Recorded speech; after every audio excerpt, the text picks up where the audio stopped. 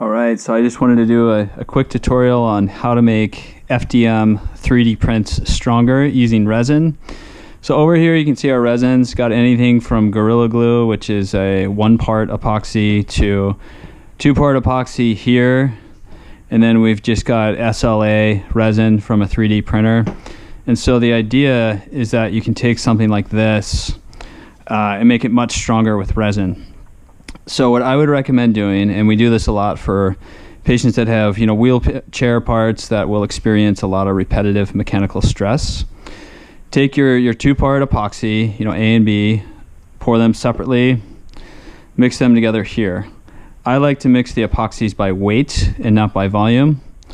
Once you mix them here, it'll start to catalyze.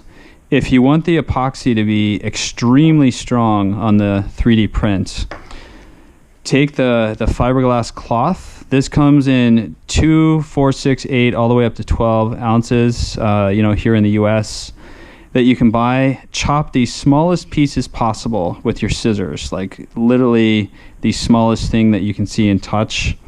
And then you've already mixed your 2 parts in here, and then you would mix the pieces of the Fiberglass Cloth in. And what that's going to do is that's going to give your epoxy resin multi-directional stability and more strength than if you just used epoxy by itself. If you're shy on epoxy and or you just want to save on material costs, you can mix a little bit of this. It's called Cavicel, Q-Cell, Thick-Cell. It goes by different names. Thick-Cell is slightly different. You would use that for vertical applications so that the resin doesn't run. So this is used as a filler. I would use only the volume that you have in your part A for the filler if you're looking to maintain the strength, because the more filler you use, the less density you have. If you don't have Cavicel, you can use sugar, flour, basically anything, baking soda, that'll give you that kind of texture, and that'll let you stretch your materials. So once this has catalyzed, you've got about 8 minutes to then take that, paint that on all the surfaces. In a hot, dry climate, typically the epoxy will dry in 12 hours. In a cooler climate, it might take up to 24 hours before you can sand. When you sand, the big thing is you want to keep everything moving. You want to keep your print moving. You don't want to sand it in one direction because you'll create high spots in the epoxy. Lastly, let's say you should use 100% infill if you're going to use epoxy.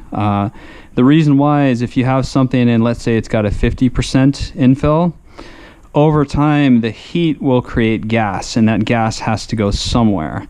So like when we're making tourniquet parts out of ABS, that should be 100% infill. If not, what you need to do after you apply your resin is you need to just drill a small hole so that the gas has somewhere to go. And that'll give you a better chance of not creating a weak spot anywhere because the gas, kind of gasses out. But yeah, that's it. Let me know if anyone has any questions. GoPro, turn on.